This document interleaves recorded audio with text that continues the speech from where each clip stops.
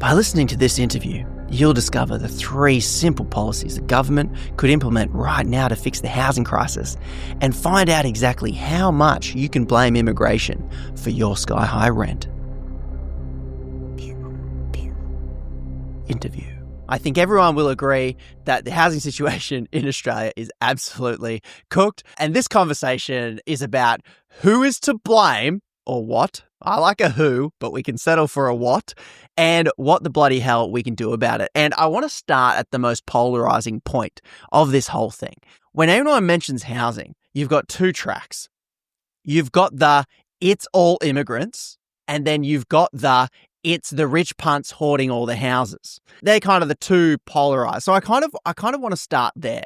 I know it's complex, I know it's multifaceted, and we have time to hopefully go into all of those areas. But I brought both of you on because, Leith, you appear a bit on the Sky News. Your YouTube channel hits a lot and talks a lot about immigration, which is an angle that the political left will avoid and run from like the plague. They almost pretend it does not exist and do not want to talk about it. And Matt, the 7AMs and the Guardians will get you on and you will list in great detail the ways in which the system is rigged for the rich punts and the developers and the people who are getting houses as commodities and not as mere things to protect you from the rain. So that being the starting point, I'd like for you each to give me a pitch on who you think or what you think is most to blame. Now, I know you're both economists and I know it's complex. I want to start at the starting point of who or what you would say is most to blame for the absolute ridiculous housing situation we have today. Leith, let's kick off with you. Okay, for starters, I think both those things are to blame. But damn it, stop. Okay. So pick a winner. All right. Okay. So the reason why I harp on about the immigration thing so much, right, is because other people don't talk about it. Right. So we always hear about the negative gearing, capital gains tax concessions, the tax arrangements, which are obviously serious problems, right? Okay. But we don't hear the other side as much. So I tend to focus on the other side because it infuriates me that people always say this is a supply issue, not a demand issue. And the reason why I also focus on the immigration side is because I think the rental crisis is a bigger concern than high property prices, right? Okay. So negative gearing, capital gains tax concessions, all those things, they certainly do help to inflate home prices. There's no doubt about it. But they don't necessarily do much to the rental market. And I think that's where the bigger tragedy is in Australia. Whereas when you run an excessive immigration program, right? So I'm not anti-immigration, but I'm anti-running it at a very high rates that we've run for the last 20 years. You inevitably, and especially in the supply constricted market that we have now, especially since the pandemic, you inevitably push up rents, which is, to me, a much bigger concern than home prices. You then end up pushing more people into group housing, into homelessness, all those sorts of things, which I think is a bigger concern. It's also detrimental for first home buyers if you want to go to that side, because first home buyers are typically renters first. So if you drive up their cost of renting, it makes it harder to save a deposit. And then it does also put some upward pressure on home prices, although I will admit that home prices are affected by a whole range of factors, interest rates, a whole bunch of other stuff, tax concessions. Immigration is just one part of it. But when it comes to the rental market, it is the fundamental interplay between supply and demand that pushes up rents. And demand comes from population growth and household formations, and immigration is the biggest driver of that. So that's effectively why I focus so much on immigration. And you'll notice on MacroBusiness, I barely write about house prices anymore in terms of being the crisis. I write about the rental crisis because that's a much bigger impact. And I think that's a good place to start as we kind of work out, because I think a lot of the conversation around housing is generally people coming with different perspectives talking about different things. So you've narrowed in on immigration being more directly impacting the rental market, which I think in the housing discussion, I hear some of potentially the things you're saying, I hear it understood as it's the whole housing market, but you're specifically saying it's the rental market and it's both, but I focus more on the rental side, yes. Okay, so then give me can you, and I know it's a non-academic thing to do, but can you give me like a ballpark percentage about what you would say, because you're saying there's all these factors, but when you're talking immigration and you focus on it because other areas ignore it completely, which I think makes sense, what percentage would you give the immigration for, let's say, the rental market and then the housing market as a whole? What would you say is to blame? 20%, 30%, 50%? What ballpark it in a non-academic? I won't cite you any papers on this, but just a rough rule of thumb for regular punts. All right. So for the rental market, I'd say at least 75%. For, I won't say the broader housing, I'll say house prices. How about that? Is that okay? Okay. House prices. Yeah. So, because there's two separate things. So there's house prices, so the cost of buying a house versus the cost of renting a house. So the rental market, probably 75%. House prices is probably 25% because there's a whole bunch of factors there. Okay. All right. So, Matt, let's go to you.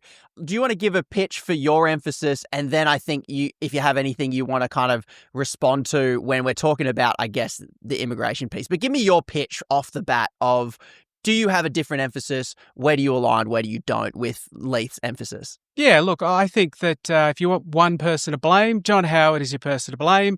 And why is John Howard your single person to blame? Well, because he brought in the capital gains tax discount. Yeah. Combine that with negative gearing, and that is what is driving housing affordability crisis that we're currently in. If you look at after it was introduced, that's when house prices took off. That's when negative gearing took off. And what we've seen since then is house prices from basically increased fivefold. So to put that in context, over the last 25 years, a house that cost $300,000 25 years ago, on average, will cost $1.5 million today. So it's been a massive increase in house prices over that period. I don't think that immigration is as big a deal, mainly because over that same period, what we've seen the population grow by 33%. So it's increased by a third, which is a big increase. So in order to, house that increase in population over the last 25 years, we'd need to build at least 33% more dwellings. But we've actually built 39% more dwellings. That is, over the last 25 years, we're building houses faster than the population is growing. Really, what it is it's housing speculators. People have worked out that because they pay so much less on their capital gains, so capital gain is when you sell the house for more than you bought it, they now get half of the capital gain tax-free, and then they basically only pay tax on a small part of that half. Because they're getting it so cheap as far as tax goes, they're willing to bid up the price. And of course, we know that the faster the price goes up, the more speculators rush in. And so that's basically what we've seen. We've seen a whole heap of speculation in the market. It's pushed up house prices. Rich, cashed-up investors beating out first home buyers. We're seeing rental rates increase, home ownership rates decline. So, I'd basically say that it's driven by the capital gains tax discount. I love having someone to blame. Happy to blame John Howard. That's fantastic for me. So if you were to say, so I feel like we're talking about two separate things as far as I understand it. You got house prices and you got rental prices. So Matt, your big villain for you is tax concessions that have made the housing as a speculative asset so lucrative. The demand is coming from mass investors all competing against each other, driving up house prices. What percentage would you say that contributes to price of the house for a house and then rental prices on the other side of that? Look, the vast majority of it. So, if you want to, 80%, 80 or 90% for would house be driven prices, and then for rental prices? Yeah, so rent is a little bit interesting. So if we go over the longer term, rents have basically been increasing with the general inflation level. So again, taking that since 2000 for the last 25 years, the general CPI, how we normally measure inflation, has increased by 103%. So it's doubled. Rents have increased by 115%, so slightly more. Over that same period, as I said, house prices have increased fivefold. So certainly recently, in the last 3 years in particular, rents have increased quite quickly. And that has been unusual. But over that period where we saw, and I take this actually as evidence that it's not an immigration issue or not a population issue. For rent specifically? Because if it was a population problem, right? If it was lots of immigrants coming in, then you would expect to see rents and house prices increase at roughly the same rate, right? So if there's a shortage of housing, if we've got too many people looking for housing, that's going to push up houses for people to buy that want to live in it, but it'll also push up rents, right? Because there's not enough people for rents. But what we've seen is house prices, as I said, increased fivefold, but rents have only increased at roughly the inflation rates, which suggests that it's not a population issue at all. It's actually something else. And what I'm blaming is speculators rushing into the market. So then to clarify before I throw back to Lee, what percentage would you say immigration is responsible for the rents and the house prices? So Leith said 20% for house prices, 70% for rents. How much percentage points would you differ? Would you go as low as zero? Almost, yeah. I mean, I'm sure it has had some small factor, but I don't think it's a major factor at all, a very minor factor. So would you say zero?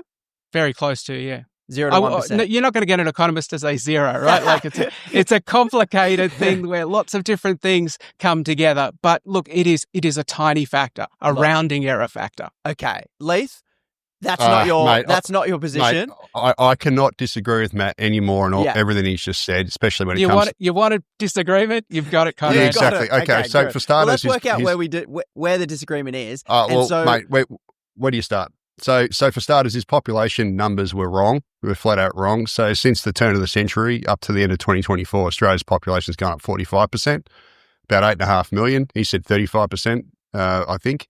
If I recall, that is fastest in the advanced world by far, dwarfs any other advanced nation, effectively. So I don't know where he's getting that number from. The Australian Bureau of Statistics. Yeah, so did I, mate. So if you go to the end turn of the century, we were under 19 million. And now we're at 27.7 million, right? So do the maths. As a regular punt just watching, I'm like, okay, I'm trying to work out where the misalignments occur. And so population numbers are way that's short. An easy one. So you're saying, Leith, that he's undercooked the population or overcooked massively. But this should be simple to rectify. So let's get this, like the Senate, how they're always like, take this on notice. Can I get both of you to take this on notice? Because I guess in the show notes, as nerdy punts might want to, we can go, here are the numbers Matt's used, here's the numbers Leith used, and then I can assess it later and be like, all right. So there's a number thing there. So, okay, keep going with your critique. Yeah, okay. So, Leith. So also the percentage of income spent on rent, right? So Cotality did a big research report based on the ANU and their numbers, whatever. Record high at the end of 2024, never been higher. So we're paying a higher share of our household income on rents than we ever have before.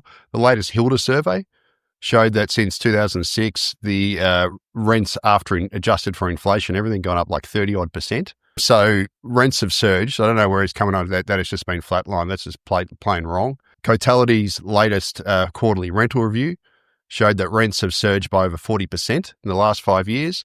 And the median Australian renter now is paying $10,500 more per annum on renting than they were at the start of the pandemic. And if you actually chart, rental growth versus population growth, it almost tracks 1 for 1, or immigration even, right? So the correlations are incredibly strong. And it's not rocket science, right? Because if you bring in hundreds of thousands of extra people every single year, they're going to need somewhere to live.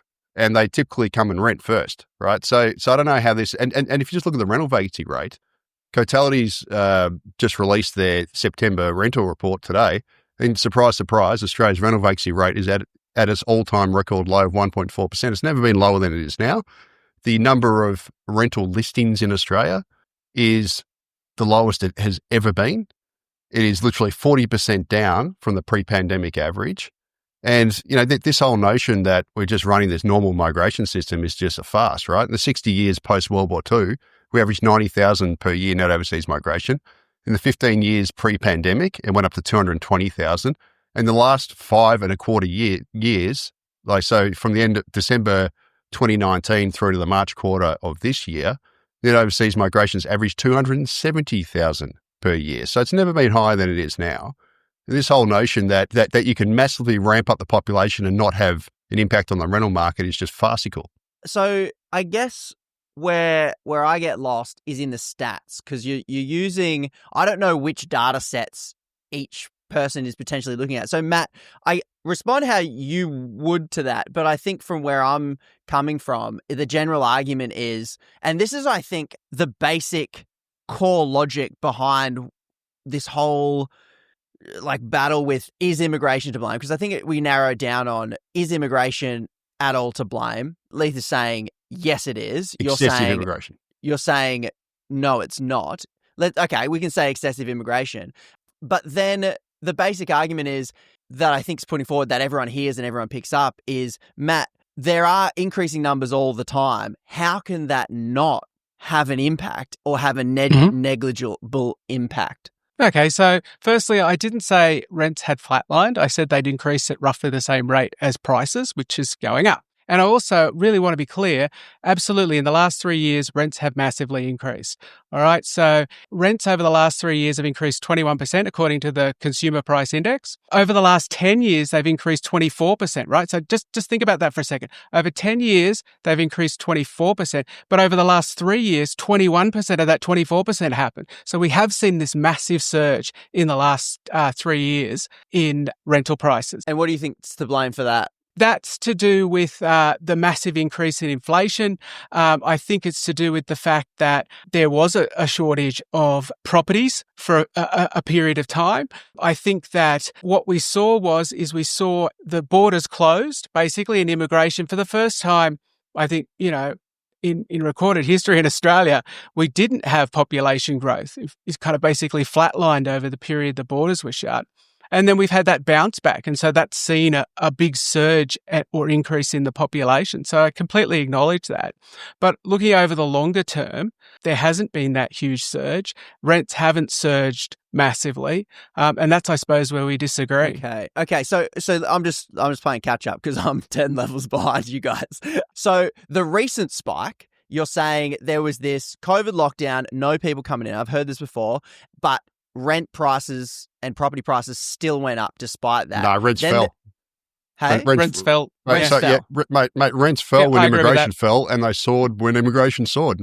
Shock horror. So can we get to the point where this recent spike in rents is that attributable to the immigration system playing catch up? Because then, like the graph goes, we didn't have any in here, we're going to play catch up here, and it spikes. Sorry? We've actually more than caught up. So this whole notion of catch-up's a bit of a joke. We've more than caught up. But the idea of that's what the government's always saying. It's like, we had none here, now we're quote-unquote playing catch-up. Is that what's responsible for that unprecedented 3-year spike in rents? Matt, are you on board with that? I think it has definitely been a factor in that. So I said, immigration had no factor over a longer period of time. Right. But certainly in the last 3 years, it has had some factor. Okay. And you would expect it to level out? I think that, it is leveling out. No, it's actually picking back up, Matt. The latest population data, it appears that the population has gone back to the pre-pandemic kind of growth rate. And also rents are not increasing as fast now. Okay, but you're saying that's wrong, Leith. So basically, look, the March quarter's net overseas migration that came in, I hear this, it's going back to pre-pandemic levels. In Australia's history, before June 2022, like the March quarter net overseas migration was larger than anything Australia has ever experienced in the nation's history before mid-2022, right? So this whole notion that it's going back to normal is farcical, right? So net overseas migration's gone from Mount Everest to Mount Denali. And then yet people on the left, if I want to say that, saying, it's just going back to normal. This is not normal, right? Net overseas migration is still turbocharged. It's just come down from Mount Everest down to... You're saying it's not it's still far too high. And in fact, Conrad, if I may just add, so the National Housing Supply and Affordability Council, which is the federal government's own advisory council on supply and affordability, they released their State of the Housing Market report 2 months ago, or maybe it was 3 months ago now. And they said their official forecast was for the next 5 years that Australia's housing shortage is going to worsen by 79,000 because we're not going to build enough homes to keep up with population growth, i.e. read immigration, right? So the housing shortage is going to worsen by 79,000. They then forecast that the rental crisis is going to worsen. Is housing shortage different to rental crisis? No, it's all interrelated. So that's their report says the housing shortage is going to worsen by 79,000, and as a result, rents are going to rise faster than inflation, and the rental crisis is going to worsen over the next 5 years. Also said we're going to have worse homelessness and overcrowding. And here's the rub: in their sensitivity analysis, which is buried at the back of the report, they said that if population growth was merely 15% less than forecast by Treasury, instead of having a 79,000 shortage, we'd have a 40,000 surplus of homes over the next 5 years. And here's the other thing. Their population forecasts are actually pretty conservative because it's currently running faster than what they forecast. And they said that if population grows 15% faster than projected by the Treasury, we're going to have a 200,000 surplus. So what this data tells you is that if you want to solve the housing shortage, merely slow population growth and bring it in line with supply. It's pretty simple stuff, mate. If you bring in hundreds of thousands of people every year, you got to provide houses for them. If you don't do them, you're going to perpetuate the rental crisis. Simple as that. And where do you land on that, Matt? Well, so firstly, I think there's a slight subtle difference in what we're talking about. I'm talking about population growth. Leith, I think, is jumping between immigration and population is population growth, mate. Yeah, but I'm talking about the increase in the population and how fast it's growing, because housing doesn't care if, the population growth came, internally or from overseas. So I only refer to the increase in the actual population, which will include immigration, right? It's driven by immigration. But look, the reason that this is not a problem, as I said earlier, over the last 10 years, right, the population's increased by 16%, according to the ABS, and the number of dwellings has increased by 19%. We are building houses faster than the population is growing. You want to know, well, where are all the houses coming from? Well, we're building them. This is not a housing supply issue versus a population growth issue.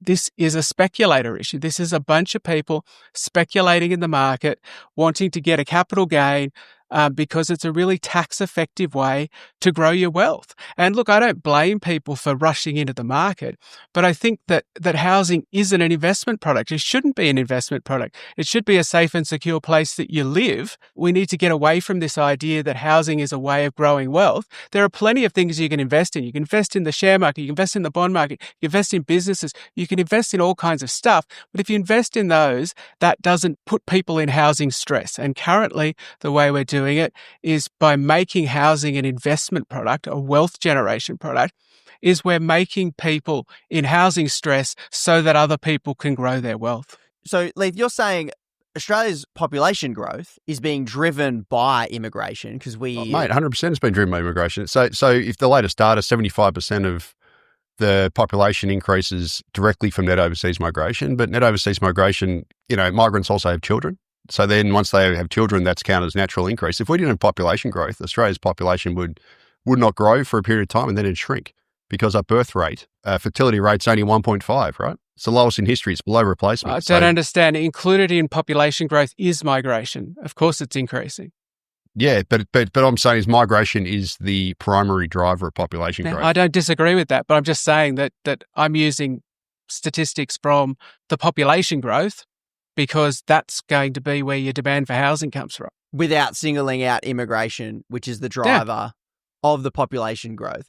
Would you say, Matt, that immigration or population growth driven by immigration in Australia has semi-recently outstripped our capacity to build infrastructure? Because I think here's the pop narrative that I'm picking up and I'm gleaning is people are in cities, trains are getting more crowded, roads are getting more congested because we just keep building bloody roads, and that's another topic which I'm sure we'd have plenty of opinions on, like roads v public transport, etc., etc. But the story is that our infrastructure capacity of schools, hospitals, etc., is not getting the kind of funding we need. We're not getting enough taxes. The strain on the infrastructure we have is growing. And then therefore, because population growth is being driven by immigration, that's an easy thing we can see. We can identify it straight away. Because obviously we can tackle this from different angles. We should invest, in better public transport, build better infrastructure. But would you say that at the current rate of Australia building infrastructure and houses and things, and I think you've said no on the housing front, but do you think population growth is outstripping, whether it comes from immigration or not, is outstripping our ability for our infrastructure to handle that growth in our major cities? Yeah, since the borders reopened, there has been some issue with the bounce back in immigration. As I said, we had the borders shut and we had no growth in population, and so any increase in infrastructure basically was in excess of what we needed, if you think about it like that. Then the borders reopened and lots of people came back to Australia. Those foreign students, whoever it happens to be, they all came back into the country and we bounced back. If you take the average growth in the residential population, the estimated residential population, this is how the ABS measures it, You take the average growth before the pandemic and you project it forward as if the pandemic didn't happen. The population right now is just below where it would have been. No, it's not. It's above. Why do you say it's above and why do you say it's below? Because I've tracked it. So Matt's talking about the figures he obviously crunched, I don't know, 6 months ago or something, but if you use the March quarter, it's actually above it. And it's going to continue to be above it at a growing rate. By how much? A significant amount? Or? Oh, no, not by a lot, but the whole fact that the whole point about it is it's a bit of an irrelevant statistic because the supply side of the economy was stuffed by the pandemic. So if you look at the housing construction side, we can't build as many homes as we could have if the pandemic didn't happen because construction costs have gone up 40%. Land costs have gone up by a third. We've got less capacity in the home building industry because a whole bunch of them have gone bust. And they're also got higher interest rates, all these sorts of things. So the notion that, the population is basically where it would have been if we didn't have the pandemic is irrelevant because we can't build as much to keep up with it. And can I just also add, Matt has sort of suggested that population, over the last decades or so hasn't been a problem, but the Australia Institute itself has put out multiple reports in the last decade, probably preceding Matt before the pandemic, which actually did raise it as a significant concern. Richard Dennis, the former chief economist there, was regularly cited saying that Australia's population growth is excessive. It's outstripping the nation's infrastructure capacity. It's creating, more congestion, lower living standards, etc. I can send them to him if he wants. The first one was 2015 and then appeared in 2017, 2018.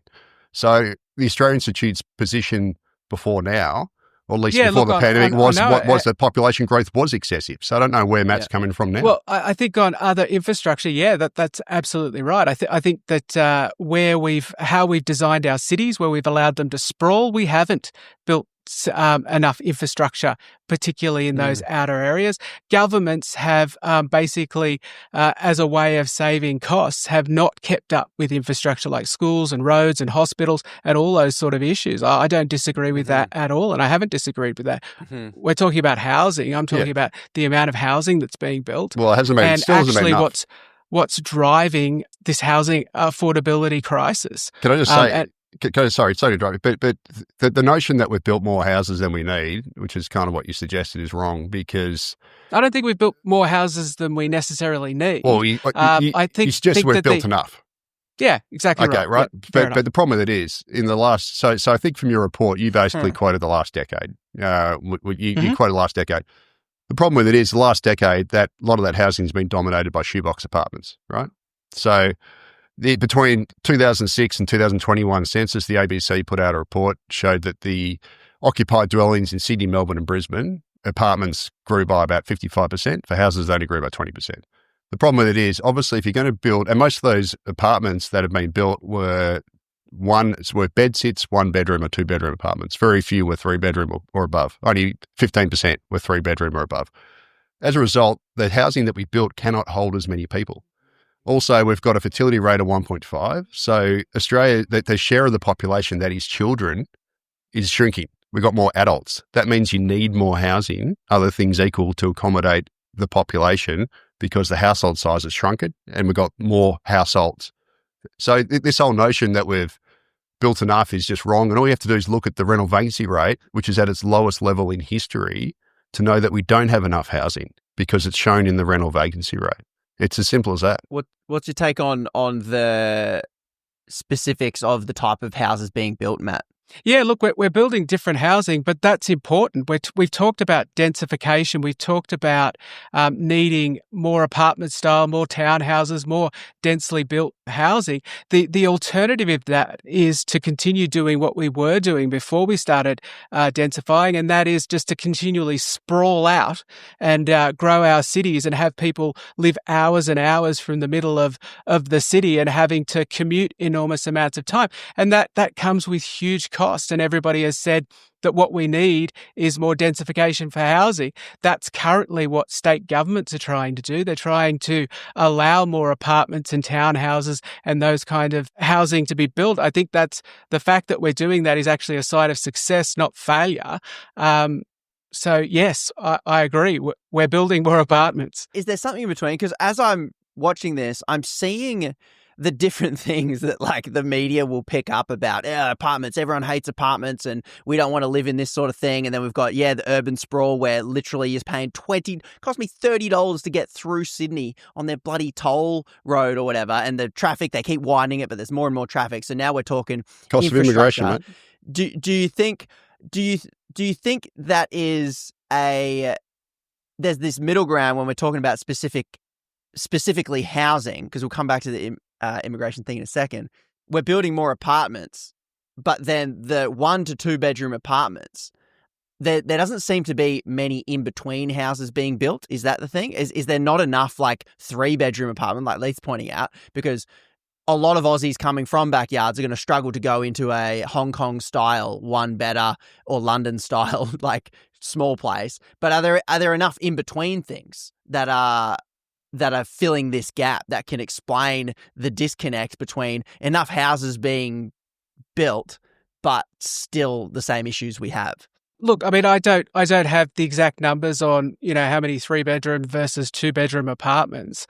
I just, I mean, what we're seeing is because we've got, as Leith pointed out, people are having less children. I can imagine that, if there are more, the type of households that are exploding, if you look at the census data from, say, 2000 to the 2001 census to the 2021 census, is we're having big increases in single-person households and couple households. So households with 2 adults in them or households with just 1 adult in them. That's true. Now, they're the kind of households that are going to be, where a 1 and 2 bedroom apartment is going to be more important or more suitable for them. What we're having less of is large families, big houses on quarter-acre blocks, and that's what we're also seeing less of if we continue to densify. That's what we're going to see less of. So again, I don't see why this densification is a problem. I think it's part of the solution to build a lot more houses in order to reduce house prices and reduce this housing affordability crisis or fix this housing affordability crisis. And you're happy with the cities to adapt and change and grow in order to take the shape it needs to. Where do you? Yeah, look, you can't freeze a city. You can't freeze whole suburbs, particularly in a kind of suburbs in major cities, and say, well, because in the 1950s they were all full of suburban blocks and suburban houses, that should remain forever, and we should change nothing about them. There is no modern city in the world that will allow you to do that unless. You just can't do that. They have to adapt. They have to change. If we want to live close to cities and we want more people to, the only way we can do that is to build more houses on the same amount of land. What's your take on that, Leith? Yeah, I mean, look, mate, I don't have any issues what he said, except the thing is, if we're going to do that, you need to build more of it. So this whole notion that, we've built, enough houses, whatever, because you quote some percentage increase versus the population increase. If you're going to build a lot more of that small stuff and you're going to have smaller households, you're going to need more housing. And can I just also say that the number of people per dwelling today in the capital cities is basically the same as it was in the early 2000s before we ramped up immigration. Because we're having less children, the number of people per dwelling should have fallen in the last 20 years, but it's actually been flat. And that just, again, shows you we're not building enough homes. It sounds like when you're saying this is the problem of immigration driving population growth and we can't keep up, it sounds like the common theme is that Australia's infrastructure, whether housing, res and rent, you can disagree on that, but it's sounding like we're not keeping up with the population growth that's going on. Now, the question becomes, why are we not keeping up if we're talking specifically about housing? And Matt, this is where you heavily lean on and bring back the reason why we're not keeping up, because you can dispute the stats over whether we're building enough or not. Matt, you're saying we are building enough. Leith is saying we're probably not. If we both agree the fact that even though we're quote unquote building enough, there isn't enough in the system, this is where I guess we introduce probably a more tone of agreement around the speculative market that housing has become here in Australia. Is this the reason why, Matt, when you're saying the dwellings increase, population less than the dwelling increase, what's going on here, that gap is made up for by speculators coming in, sitting on houses, property developers, land banking, people doing whatever they can to rig the housing system in such a way that drives up prices, that leaves us in this situation we're in, where we don't seemingly have enough, and you're blaming the speculation and the house becoming a mode to make wealth and not just shelter. Yeah, look, I mean, just to be very, very clear, if we built more houses, we would make housing more affordable. What I'm saying is that hasn't been the problem up till now. But absolutely, it can be part of the solution. And absolutely, I'm in favour of more houses being built. I'm in favour of governments, helping to make more houses built. Like, we could have a massive increase build in public housing, for example, and we would help bring down, we'd make housing more affordable. Property prices would flatline.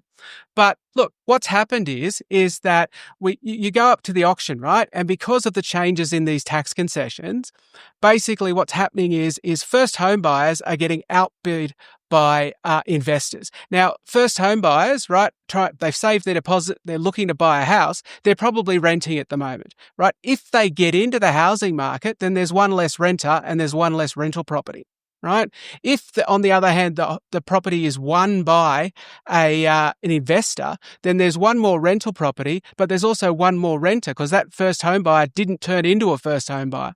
They were forced to continue renting. So what we're seeing is that we have more and more renters because we have more and more rental properties because investors are buying up the stock of property at the expense of owner-occupiers, first home buyers, and therefore home ownership rates are going down and the percentage of the population renting is going up. And that's being driven by the capital gains tax discount. So, and they're able to outbid first home buyers because most investors already own their own home. They're looking at buying a second, third, fourth, 10th property. They've got all this capital behind them. They're able to outbid these first home buyers. And also, if you're investing just in the hope of the capital gain, then what you want to see is house prices continue to rise. So the fact that house prices are rising encourages you to think, yes, I should get into the market, buy a house because it's going to continue to go up. And because they're all rushing in, it does continue to go up. They continue to make lots of money. And that's what's driving this system. This is a speculation driving capital gains because capital gains are taxed so lightly in this country because we have the capital gains tax discount. I saw you nodding there, Leith. How much in agreement do you agree with that? 100%. So 100%. On this stuff, Matt and I are on a unity ticket, if you want to say that. Yeah, 100%. Yep. So, and look, if you want to look at the counterfactual, right? So I live in Melbourne, and the Victorian government's brought out some pretty, they've basically whacked property investors with land taxes and all that sort of stuff. Mm-hmm. And I'm not an investor in Victoria. I couldn't care less. I own my house, but I don't care what it's worth. I've got 2 teenage kids. I don't want to see the price of it go up because I want them to be able to afford a house. So, and look, that has, in effect, it's had a similar impact to what I imagine would happen if we reform negative gearing and capital gains tax concessions. So Melbourne's property values in the last 5 years have gone up about 18%. Across the combined capital cities have gone up about 45%. So Melbourne has now gone from becoming the second most expensive housing market in the country 5 years ago to now being the most affordable of the 5 major capital cities. Right, so because below Brisbane, Adelaide, they've Perth. Done.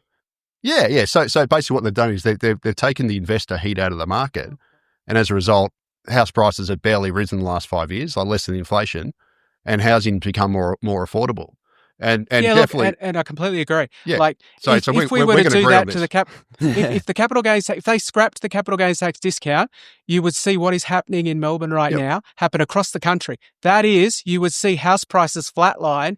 Well, they've been flatlined for the last 5 years in Melbourne. You would see that across Australia. And if the property price flatline and people's wages keep going up, guess what? Housing becomes more affordable. 100%. Yeah. New Zealand actually brought in some pretty strict. So in 2019, they brought out a negative gearing policy. Prices did rocket after the pandemic because interest rates got created like here.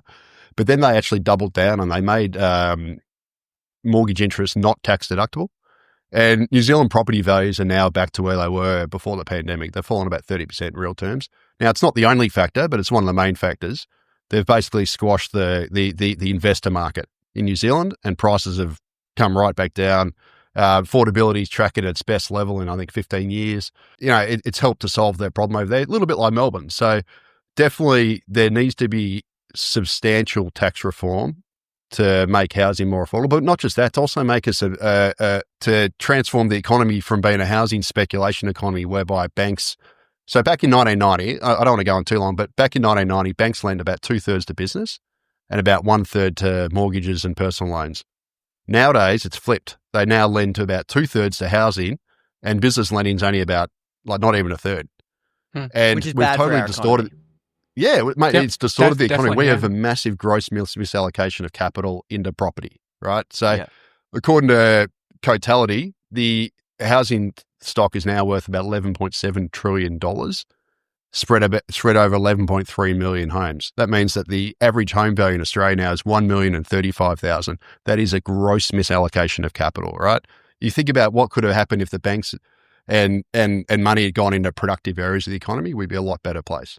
And the reason why Australia is ranked at the second most wealthy country in the world, household wealth, is because we've got expensive property, but it's actually fake wealth, right? We'd be a better off country if our average house we wasn't don't worth $1 feel million wealthy. bucks. It was worth 500,000, and we're carrying half the mortgages that we were.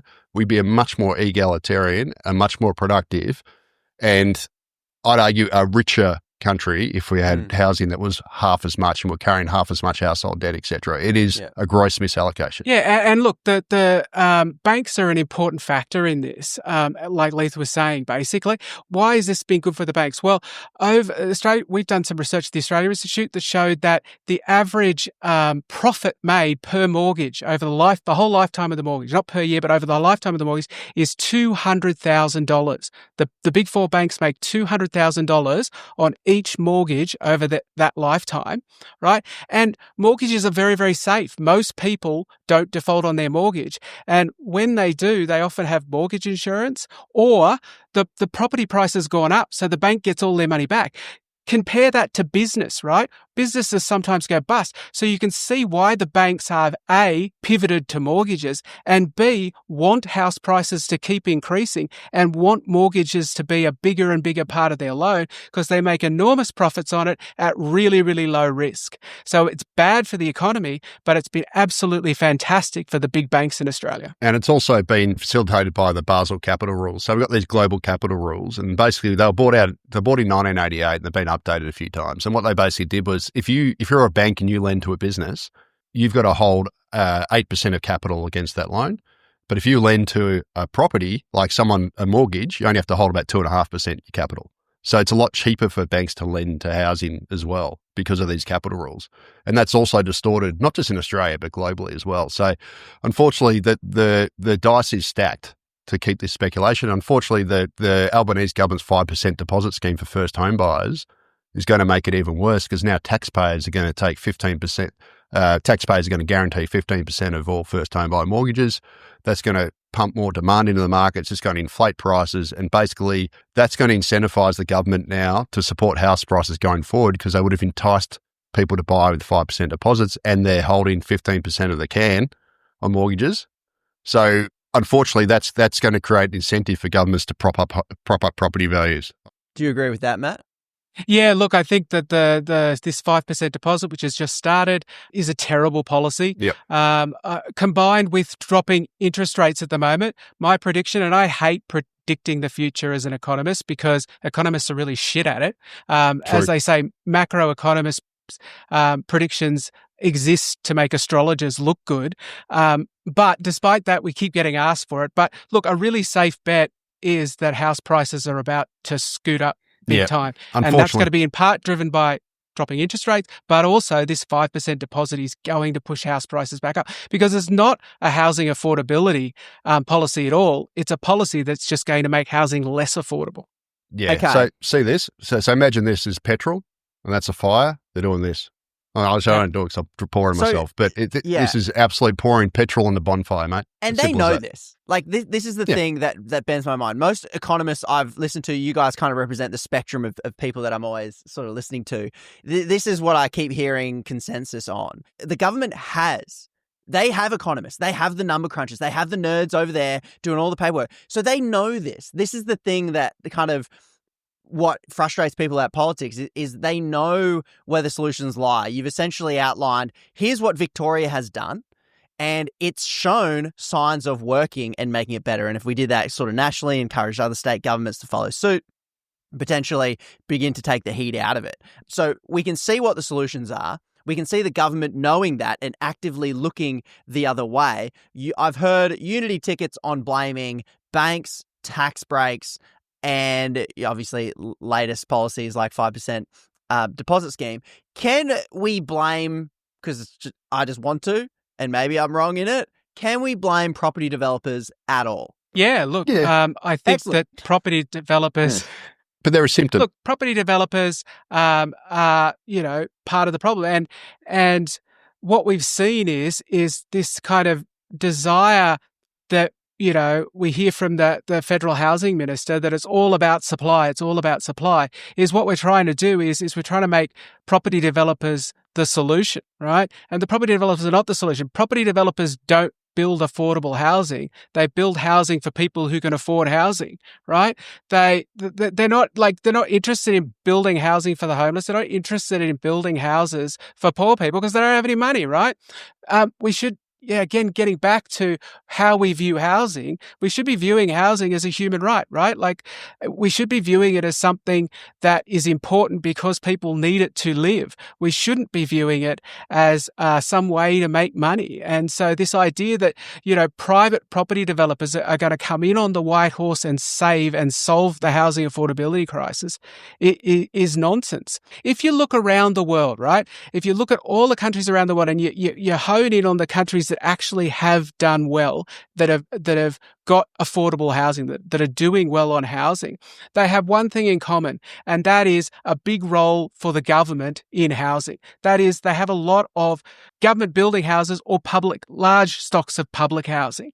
That's no coincidence, right? Like, if you leave it to the private sector will build holiday homes in resort areas on the coast, right? Because that's where the money is. They will not build houses for poor people that live, on the outskirts of our capital cities who have to commute for hours in order to get in low-paid jobs. And so, this idea that property developers are the answer to our problem, I think is really naive. Leith? Yeah, I don't disagree. On board? Yeah, screw them, absolutely. property developers. I'm happy to keep hating them. But again, they're more a symptom, right? So what Matt's calling for is we need more, social housing, that sort of stuff, more government involvement, which is pretty sensible. And one of the stupid policies that happened just after the pandemic hit was we had this massive home builder stimulus, right? So the Morrison government at the time poured billions and billions of dollars to basically, prop up the housing development industry when they could have spent that on social housing, for example, or actually a public housing build, which would have been a lot better. But again, this gets back to the misallocation. But just so Matt and I disagree again, because we're agreeing too much, I'll still get back to the point that we've still got to grow the population at a rate which is below the nation's ability to build housing infrastructure. And unfortunately, we haven't done that for 20 years, right? And you would say we are growing it above our capacity for infrastructure and housing. And Matt, you would say we're not on that one. Yeah. That's I think, the only part where we seem to disagree. Okay. Yeah, so, despite the fact that we focused on the stuff we disagree on. Well, I mean, yeah. I gave them 20 minutes to agreement. Right? We've got to get the algorithm what they want. Fight, Pokemon, fight. No. Yeah. But can I just add one last thing, Conrad? So the Centre for Population, so that's run out of the Treasury. That's done our population projections. Their last report that comes out every December, right, just before Christmas. The last one, December 2024, said that Australia's population is going to grow by 13.5 million people over the next 40 years. Just to put that into perspective, that's like cutting and pasting Sydney, Melbourne and Brisbane, as it currently stands, into Australia's current population in 40 years. That's a 50% population increase. It's going to be impossible for us to replicate a Sydney, Melbourne and Brisbane with infrastructure, housing, services, everything you need, water, energy, whatever, in just 40 years, right? It's just too much. So we need to slow it down a bit. Obviously, because you're also on a unity ticket. Can I just respond to that, right? Yeah. If you talk over 40 years, that's great. But I think it's difficult for people to imagine what Australia is going to be in 40 years. So perhaps a better way of doing it is to think 40 years ago was 1985. If you sat in 1985 and said the population of Australia is going to be 27 million, people would be like, oh my God, that's just way too much. How could we possibly do that. It's really easy to look over huge timeframes, use big numbers and say, so firstly, Treasury doesn't know what the population is going to be in 40 years as an economist, right? They're guessing, okay, maybe that's what it'll be, maybe it won't. 40 years is a long time to get, like I just said, economists are bad at predicting the future, right? Well, think 40 years time, you're really guessing at that point. But look, even if it turns out to be true, right? Imagine what the world was in 1985 compared to what it is now. It's radically different. In 40 years from now, it will be radically different again. But then you also both agree on the fact that our current systems and structures around housing specifically, around building infrastructure, around the allocation of resources is so rubbish that I think in a way it gives credence to the fact that if Australia is to have a projected population growth, which it is likely to do, it does seem like GDP growth numbers just comes from population growth because like you said, we don't invest in businesses, productivity, all of those sorts of things. So then the stopgap conversation seems to be around immigration. And I think the thing that captures everyone's imagination, which I think is fair I'm so glad no one's called anyone racist on this podcast yet, which is often what happens with some conversations. And I'm glad that, there's no protest ignited over it either. But it captures the imagination because it's assumed that we will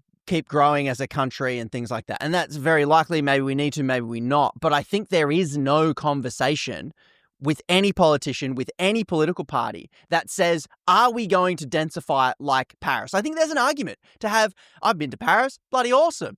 Medium density, I friggin' love. There's cool shit everywhere. Tokyo, high density. Wow, super cool city to be in. Are we having the conversation about what Australia will be? Will we keep letting rich punts live in massive mansions in the centre of Sydney, because that's kind of what our city seems to be at the moment? Or will we come together and say we're going to densify? This is the conversation that I think just doesn't happen. And so the reaction to that is, well, we have to kind of stop or halt immigration, whereas I think that's what is the engine behind the immigration conversation. I want to jump now to solutions. Let's finish off with some solutions, because I think the only disagreement around is like the immigration numbers, how much of an impact it has, which I think is fine. And we can, I'll try and look at the numbers and work out. I can't even work out whose numbers I can look at for whatever it is. It's above my pay grade. But I think where the real disagreement comes politically is with solutions and what we prioritize and focus on. So once again, if this was a disagreement in a political party, we've already found a million things we agree on to move forward with to begin to solve the problem. There's still disagreement around immigration, whether we should dial back the number, dial up the number, whatever that conversation is. So if you guys have a gun loaded with a silver bullet, no guns are allowed in Australia except this one, the silver bullet gun solution, what is the silver bullet that you would load into that chamber first and go, do that one first, that everyone can kind of, when they think housing, what do you think people want to think is the go-to solution that we should be aiming for? Leith? Okay, so, surprise, surprise, we need to run a much smaller and better targeted immigration system. So last year we had about 340,000 net overseas migrants land. Only about 5,000 of them were tradies. Right, so you can believe that. So we're adding massively to housing demand, infrastructure demand and everything. But of the people who arrived, very few of them can actually have trade skills to build housing and to build infrastructure. So we need to run a much smaller program that is targeted at the skills the nation actually needs, right? So and so you'd rank that above getting rid of negative gearing tax concessions? Yeah, I do. I'd love to have those things as well. But the reason why I do is, again, it gets back to this rental situation. Like, solving the negative gearing and capital gains tax situation will impact prices like in Melbourne, but it's not going to solve the rental issue. And if you slow immigration dramatically, you're going to basically lead to a surplus of homes being built. You're going to solve the rental crisis, and then that'll also help first home buyers, because first home buyers rent before they buy typically, so they'll be able to save a deposit quicker, and then it'll also put some downward pressure on prices. Obviously not the only driver of prices, but it is a driver. So that'd be the thing I'd do, number one. Matt, where are you pointing your gun? It's the capital gains tax discount. So capital gains tax discount and negative gearing for residential property. We spent $13 billion last year making houses less affordable. So if you're not necessarily going to get that whole $13 billion if you get rid of the capital gains tax discount, but you are going to get billions and billions of dollars. So not only are you going to stop house prices increasing, but you could take that billions and billions of dollars and you could put that into public housing to further expand the supply of housing. So not only are you reducing the demand for housing, the investors' demand for housing, you are also using that same money to then increase the supply of housing. That combined is going to do the most to make housing more affordable.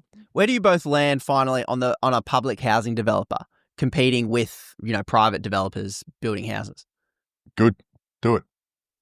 Yeah, you're talking about the government. You mean public to government back in the day, apparently they used to build houses. We just get a government agency that employs tradies and bloody builds houses. Singapore does that. Does that, and they have some of the most let's think about Singapore, right? What do they have a shortage of? More than pretty much any other country in the world, land, right? Land. How can they have affordable housing, right? Because they're one of those countries that I was talking about that has a massive role for the government in housing. Basically, the government builds housing and then sells it basically at cost to young Singapore families, right? And because of that, they have affordable housing. So absolutely, the government should get into building housing. Think about it. If we've got a shortage of tradies, right?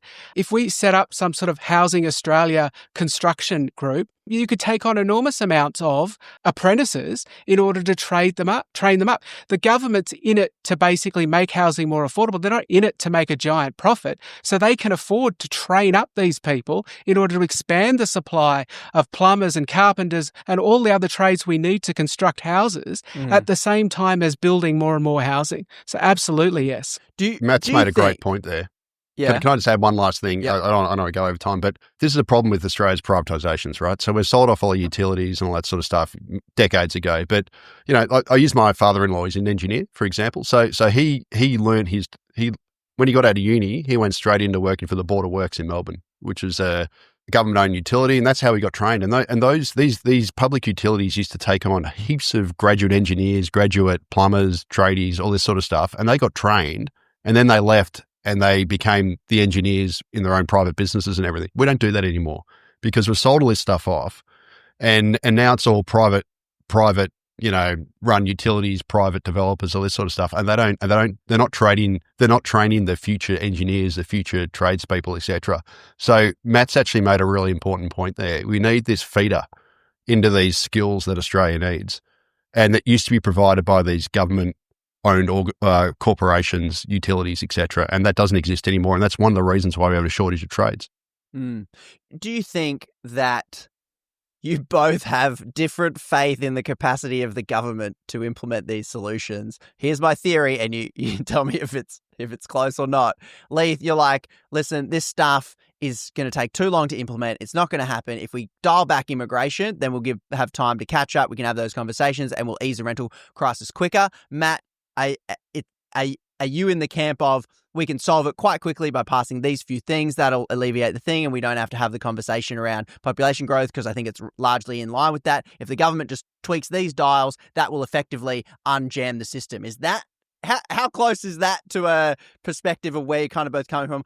Leith, I think you're cynical on government. Matt, I think you're hopeful on government. That's my minimum takeaway. Yeah, look, absolutely. I mean, I'm cynical on, the federal housing minister constantly talking about supply because supply is a state and local issue, i.e. not her problem, when the actual solution is the capital gains tax discount, which is absolutely a federal it's a buck pass problem. That's the political mover of the buck pass. She has the power to change it, and she's busily going, not me, it's over there with the states. Go and blame them. So every time you hear Claire O'Neill, the federal housing minister, say it's all about supply, it's all about supply, it's all about supply, she is saying it's not my problem, it's not my problem, it's not my problem. Leith, are you cynical? How did I land on that one? Mate, I've never been more cynical of the capacity of Australia's governments to do anything than I am now. Okay. And unfortunately, I've grown more cynical. I'm almost like I'm 47, but I'm almost like the boomer staring at the clouds shouting. That's how cynical I am these days. Yeah, mate, honestly, after covering this stuff for 13 years now, and I used to bang on about the negative gearing and capital gains tax concessions like you wouldn't believe, like almost daily and I've almost given up, mate. I'm at the stage now where I have zero faith that our governments will do anything other than do stupid policies like the 5% deposit scheme and just keep doing dumb things, because that's been the experience. And I almost, this is how bad it's gotten. The final years of the Howard government, I thought were really bad. Like, we brought in a whole bunch of stupid policies around, retiree tax breaks and all sorts of stuff, which I hated. But now I almost look back at that period with nostalgia, because it seems so much better than what we've got now. And it seems like every single politician that comes in, following another politician seems to get worse. Can I pitch why I'm hopeful? Yeah. Just really quickly? Yeah. Pep up the punts. I am deeply cynical. You can't be in public policy for very long without becoming cynical. But here's why I think things might change. Before, the vast majority of people owned their own home. And so the vast majority of people were not interested in seeing house prices flatline or go down, right? They thought that was a terrible idea. There is a growing portion of the voting population now who are trapped outside of housing, and they are really pissed off about it. And they are very keen to see house prices at least pause, if not go down. And so I think that the political calculus, right, where the most votes are, is going to switch from let's keep house prices going up to let's stop this happening and actually make housing more affordable. And I think at the last election, we saw both sides of politics for the first time admit that housing affordability was one of the biggest issues, if not the biggest issue facing us, and that they had to actually do something.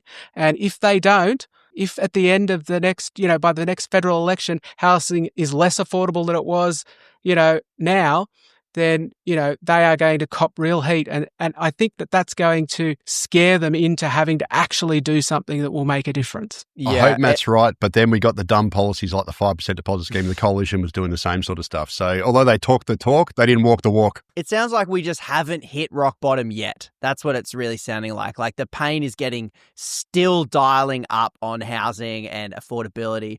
And it turns out with this Albo government, he's like, well, I guess we can stand a little bit more pain because he's still winning elections, even though his margin is slipping and slipping and slipping. And eventually, what do politicians want to do? They want to win. And eventually, if Aussies stop voting for the two major parties every single bloody time, they might see where the votes are. And if we just vote on policy, not party, maybe we can shift that dial a little bit quicker. Look, some evangelical moments from the Punters Politics podcast to wrap this up. Puntermon Leith, Puntermon Matt, I've really enjoyed this conversation. I understood maybe 63% of it. I'm going to have a listen back and see what did I miss. Thanks so much for joining us. And if people give a plug for, if people want to follow your analysis on things, where can they find it, Leith? MacroBusiness.com.au, right, every day. Also got a fledgling YouTube channel where I just basically put up all my interviews. It's not like this one. I don't put that much effort into it, but it's just type my name, Leith van Onselen, and you can find my interviews. Yeah, if you look for the Australia Institute, we're on all the socials, got our own website. You can download reports, op-eds, all sorts of stuff. Amazing. Thanks so much. Thanks for being here. Thanks. No worries, mate. Anytime.